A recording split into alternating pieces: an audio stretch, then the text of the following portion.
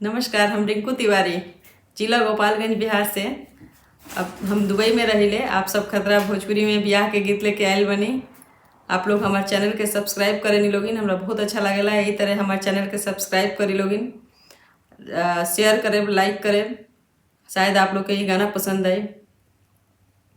चार चार चौखंड के पोखरवा त घाट बनवावल, हे जीता ही पोखरा सुंदरी नहाली त केसिया सुखावेली।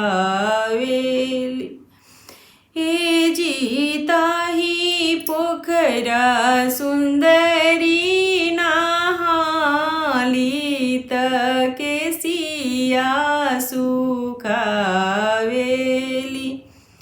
पानी के पियासल कवन दुल्हा घोड़ा दौड़ाइले,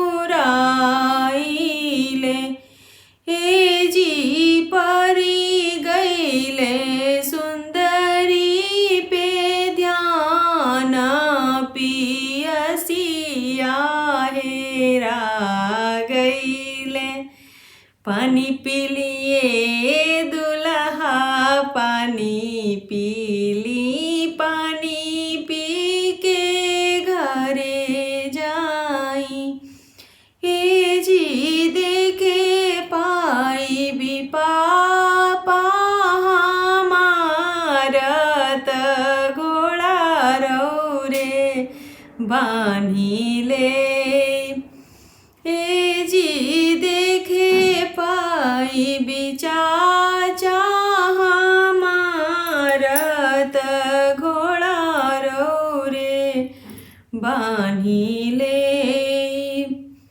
हे जी देखे पाई भी भैया हमारत रौरा के बान्हिले।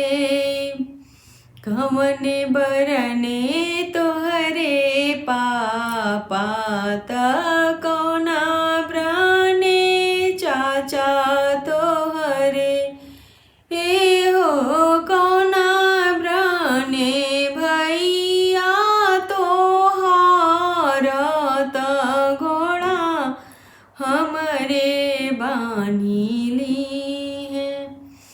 बिजुल सूरज बरने हमरे पापा त चंदा ब्राने चाचा हमरे, हे जी बिजुली बरने हमरे भैया त घोड़ा रौरे बान्हिली है। सूरज के परबों में पैया त चंद